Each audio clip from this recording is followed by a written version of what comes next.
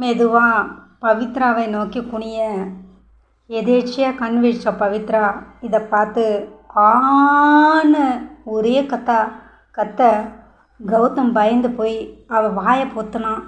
எதுக்கு இப்போ கத்துற? நீங்கள் எதுக்கு என் பக்கத்தில் வந்தீங்க? நீ தான் என் பக்கத்தில் வந்திருக்க. நல்லா கண்ணை முழிச்சு பாரு.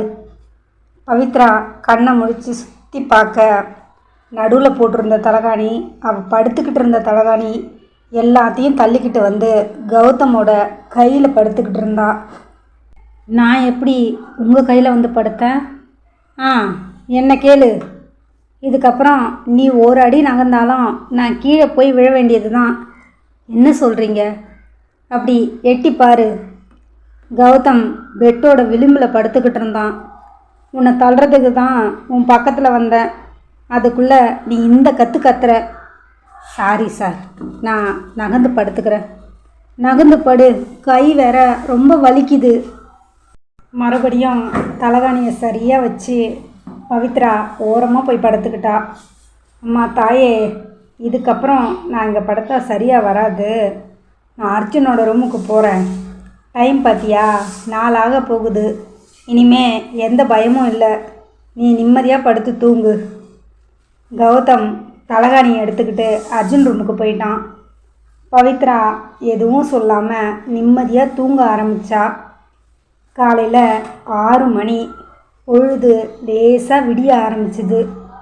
ஆனாலும் மழை விட்ட பாடில்லை. பெங்களூரில் அந்த எம்கேகே திருமண மண்டபம் விழா கோலம் போட்டிருந்துச்சு. அவ்வளவு மழையிலையும் ஏகப்பட்ட கார். ஒரு லக்ஸரி கார் வந்து நிற்க அதிலிருந்து சிவனேசனும் பார்வதியும் இறங்கினாங்க. மண்டப வாசலில் வாங்க வாங்கன்னு வரவேற்றவங்க, நீங்களே இவ்வளோ லேட்டாக வரலாமா? சீக்கிரம் வரது இல்லையா? கொஞ்சம் தாமதமாயிடுச்சு மழையால். சரி உள்ளே போங்க. மாப்பிள்ளை சித்துவும் பொண்ணு சுபாஷினியும் அவ்வளவு பொருத்தமாக இருந்தாங்க. எல்லாரும் மாப்பிள்ளை பொண்ணை பற்றியும் சொந்த கதை சோக கதை எல்லாத்தையும் பேசிக்கிட்டு இருக்க அர்ஜுன், மரகதம், அவங்க பக்கத்தில் யசோதா, அது பக்கத்தில் இருந்த சீட்டில் சிவனேசனும் பார்வதியும் வந்து உட்காந்தாங்க. பொதுவாகவே யசோதா கிட்ட ஒரு பழக்கம் உண்டு. யாராவது பக்கத்தில் இருந்தால் அவங்கக்கிட்ட ஏதாவது பேசி கொடுத்துக்கிட்டே இருப்பாங்க. நீங்கள் எங்கேருந்துமா வரீங்க? யசோதா கேட்க, பார்வதி, நாங்கள் பெங்களூர் தாம்மா. அப்படியா? நீங்கள் பொண்ணு வீடா மாப்பிள்ளை வீடா? நாங்கள் பொண்ணுக்கு தான் சொந்தம். நீங்கள்? நாங்கள் மாப்பிள்ளை வீட்டு சைடு. மாப்பிள்ளை சித்து இருக்கான்ல, அவனோட பெஸ்ட்டு ஃப்ரெண்டு எங்கள் அர்ஜுன். அப்படியா? நீங்கள்? நாங்கள் பொண்ணுக்கு சொந்தம். எந்த வகையில் வரவு? எங்கள் பொண்ணை தான் மாப்பிள்ளையோட அண்ணனுக்கு கொடுக்க போகிறோம். அப்படியா? இவன் தான் எங்கள் அர்ஜுன், என் அக்காவோட பையன். இவங்க எங்கள் அக்கா மரகதம். 2 பேரும் ஒருத்தருக்கு ஒருத்தர் வணக்கம் சொல்லிக்கிட்டாங்க. உங்கள் பொண்ணு வரலையா? யசோதா கேட்க, இல்லைம்மா, அவள் வேலைக்கு போயிட்டா. பொண்ணோட ஃபேமிலியே டாக்டர்னு சித்து சொன்னானே, அப்போ உங்கள் பொண்ணும் டாக்டர் தானா? இல்லைம்மா, அவள் எம்பிஏ படிச்சுட்டு ஒரு கம்பெனியில் ஒர்க் பண்ணுறா. அவங்க பேர்?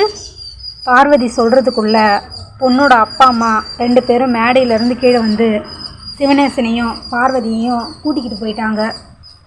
அம்மா, ஏன் தேவையில்லாமல் பேசிக்கிட்டு இருக்கீங்க? அர்ஜுன் கேட்க, இதில் என்னடா இருக்குது? அவங்க பொண்ணு கொடுக்க போகிறவங்க, அதை பற்றி தெரிஞ்சுக்கிட்டால் நல்லது தானே. நம்ம வீட்லையா பொண்ணு கொடுக்க போகிறாங்க? அவங்க யார் என்னன்னே நமக்கு தெரியாது. விட்டால் அவங்களோட ஜாதகத்தையே கேட்டு வாங்கிடுவீங்க போல இருக்கு. அமைதியாக மேடையை கவனிங்க. மங்கள வாத்தியங்கள் முழங்க, அர்ச்சகர் மந்திரம் ஓத, குறித்த முகூர்த்த நேரத்தில் சித்து சுபாஷினி கழுத்தில் தாலி கட்டினா. வந்தவங்க எல்லாரும் வாழ்த்து கூற, கல்யாணம் முடிஞ்சதும் அவங்க சாப்பிட கிளம்பிட்டாங்க. அர்ஜுன், யசோதா, மரகதம் 3 பேரும் சித்துவுக்கு gift கொடுத்துட்டு சாப்பிட போயிட்டாங்க. ஏன் அர்ஜுன், இப்படி மழை பெய்யுது, எப்படி ஊருக்கு போகிறது? பாருங்கம்மா, சென்னையிலையும் ஹெவியாக மழை பெய்யுதான். அண்ணா நம்மளை ஞாயிற்றுக்கிழமை இல்லை திங்கக்கிழமை வர சொல்லிட்டாங்க. நம்ம ஹோட்டல்லே ஸ்டே பண்ணிடலாம். இந்த மழையில் எங்கேயும் சுற்றி பார்க்கவும் முடியாது. ரூமுக்குள்ளேயே 2 நாள் எப்படி தான் இருக்கிறது? அதுக்காக என்னம்மா பண்ண முடியும்? நடுவழியில் எங்கேயாவது மழையில் போய் மாட்டிக்கிட்டா பெரிய பிரச்சனை. இப்போதைக்கு நம்ம ஹோட்டல் ரூமுக்கு போய் தான் பெஸ்ட்டு. சரி வாங்க போய் சாப்பிட்லாம். சாப்பிட்டு சித்துக்கிட்ட சொல்லிட்டு கிளம்ப அர்ஜுன் போனான். அதுக்குள்ளே கல்யாணம் முடிஞ்சு பெரும்பாலானவங்க கிளம்பி இருக்க நெருங்கின சொந்தங்கள் மட்டும்தான் அங்கே இருந்துச்சு. அர்ஜுன் சாப்பிட்டியா? அம்மா எல்லாம் சாப்பிட்டாங்களா? சாப்பிட்டாங்க சித்து. சரி நாங்கள் கிளம்புறோம். என்னடா இப்படி மழை பெய்யுது, நீங்கள் எப்படி ஊருக்கு போவீங்க? இல்லை சித்து, நாங்கள் ஹோட்டலில் தங்கிட்டு நாளைக்கு மழை குறைஞ்சதுன்னா ஊருக்கு போக போகிறோம். அப்படியா? ஒரு நிமிஷம் இரு. சுபாஷ். சித்து கூப்பிட அந்த 6 அடி சுபாஷ் சித்து பக்கத்தில் வந்தான். இவர் தான் எங்கள் மச்சான். பேர் சுபாஷ், டாக்டராக இருக்கார். என்னோட பெஸ்ட்டு ஃப்ரெண்டு இவன் அர்ஜுன். 2 பேரும் பரஸ்பரம் கை குலுக்கிக்க, சுபாஷ் இவங்க ஹோட்டலுக்கு போகணும், கார் ஏதாவது ஏற்பாடு பண்ண முடியுமா? உடனே பண்ணுறேன். அதுக்குள்ளே சிவனேசனும் பார்வதியும் வந்து சொல்லிட்டு கிளம்ப, அங்கிள் நீங்கள் எம்பி ஹோட்டல் வழியாக தானே போகிறீங்க? ஆமாம் சுபாஷ், இவரை கொஞ்சம் அங்கே இறக்கி விட்டுட முடியுமா? கண்டிப்பாக. பரவாயில்ல சுபாஷ், நான் டாக்ஸி புக் பண்ணிக்கிறேன். அட என்ன தம்பி, நாங்கள் அந்த பக்கம்தான் போக போகிறோம், உங்களை இறக்கி விட்டுட்டு போகிறோம், ஒன்றும் பிரச்சனை இல்லை, வாங்க. உங்களுக்கு எதுவும் ப்ராப்ளம் இல்லையே? அதெல்லாம் ஒன்றும் இல்லை, தாராளமாக போகலாம், வாங்க. எல்லாரும் மேடையில் இருந்தவங்களுக்கு பை சொல்லிவிட்டு காரில் கிளம்பிட்டாங்க. மழை கொஞ்சம் குறைஞ்சிதான் இருந்துச்சு. ஹோட்டல் வாசலில் வந்து அவங்கள இறக்கி விட்டுட்டு, பத்திரமா போங்க தம்பி சொல்லிவிட்டு சிவனேசனும் பார்வதியும் கிளம்பிட்டாங்க. காலையில் எழுந்து வந்த பவித்ரா, கௌதம் அர்ஜுன் ரூமில் நல்லா தூங்கிட்டு இருந்தான். அவனை வார்ட்ரோபை திறந்து அவளுக்கு பிடிச்ச மாதிரி ஒரு ட்ரெஸ் எடுத்துக்கிட்டா. கேஸில் சுடு தண்ணி வச்சு காலையிலே போய் குளிச்சுட்டு வந்துட்டா. சார் எழுந்துருங்க, மணி 8 போகுது, பவித்ரா சொல்ல. மழை இன்னும் பெய்யுதா? பெஞ்சிக்கிட்டு தான் இருக்குது. சரி எழுந்து போய் ப்ரஷ் பண்ணிட்டு வாங்க, காஃபி கொடுக்குறேன். எழுந்து அவளை பார்த்தவன், நீ குளிச்சிட்டியா? குளிச்சிட்டேன். ஏய் இது என்ன, என்னோடய ட்ரெஸ்? அப்புறம் நான் என்ன பண்ண முடியும், என்கிட்ட வேறு ட்ரெஸ் இல்லையே. நேற்று என்னவோ முடியாதுன்னு அவ்வளோ பிரச்சனை பண்ண, இன்றைக்கி நீயா எடுத்து போட்டுக்கிட்ட? இதுதான் சூழ்நிலை, நல்லா தெரிஞ்சு போச்சு. அதுக்கு தகுந்த மாதிரி மாறிக்க வேண்டியது தான். மழை விட இன்னும் 1 நாள் ஆகுமோ 2 நாள் ஆகுமோ யாருக்கு தெரியும். கௌதம் எழுந்திருக்கும் போதே சாம்பார் வாசனை கமன்னு அடிச்சுது. என்ன சாம்பார் வாசனை இப்படி வருது? ஆமாம், இட்லி ஊற்றி சாம்பார் வச்சுருக்கேன், எழுந்து வாங்க. என்ன பவித்ரா இப்படி குளிருது? இருங்க சார், சுடு தண்ணி வச்சுருக்கேன். பவித்ரா கேஸ்லேருந்து தண்ணி எடுத்துக்கிட்டு போய் பாத்ரூமில் ஊற்ற கௌதம் குளிச்சுட்டு வந்தான். வரும்போதே பசி வயிற்ற கிள்ள ஆரம்பிச்சுது. சீக்கிரமாக டிஃபன் எடுத்து வை, ரொம்ப பசிக்குது. பவித்ரா அவனுக்கு மட்டும் 5 இட்லி ஊற்றி வச்சுருந்தா. ஏய் இது என்ன 5 இட்லி? அப்போ உனக்கு? நைட்டு ஊற்றின இட்லியில் 4 இட்லி மீந்து போச்சு. அதை உதுத்து போட்டு உப்புமா பண்ணியிருக்கேன், அதை நான் சாப்பிட்டுக்கிறேன். அது என்ன உனக்கு மட்டும் ஸ்பெஷல்? அந்த உப்புமாவை எனக்கும் கொடு, நானும் தான் சாப்பிடுவேன். சார் அது பழசு, நீங்கள் சூடாக சாப்பிடுங்க. அதெல்லாம் எனக்கு தெரியாது, நீ எனக்கு வச்சு தான் தீரணும். அவனோட பிடிவாதம் தெரிஞ்ச கதை தான். சரி கொஞ்சமாக வைக்கிறேன், பிடிச்சிருந்தா சாப்பிடுங்க. பவித்ரா ஒரு கரண்டி எடுத்து வைக்க இட்லி பொடியெல்லாம் போட்டு நல்லா காரசாரமாக ரொம்ப நல்லாவே இருந்துச்சு. சூப்பராக இருக்குது பவித்ரா, எனக்கு இன்னும் கொஞ்சம் வை. கொஞ்சம் சாம்பார் போடு, சட்னி கொஞ்சம் வைக்கட்டுமா? வை. சட்னி சாம்பார் அதோட இட்லி உப்புமாவை ரசித்து சாப்பிட்டான். நீயும் உட்காந்து சாப்பிடு. நீங்கள் முதல்ல சாப்பிடுங்க.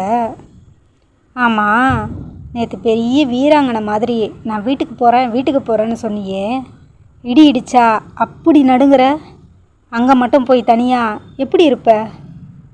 எனக்கு சின்ன வயசுலேருந்தே இடினா ரொம்ப பயம் சார். சரி இங்கேருந்து போயிட்டா மட்டும் நீ அங்கே தைரியமாக இருந்துருவியா?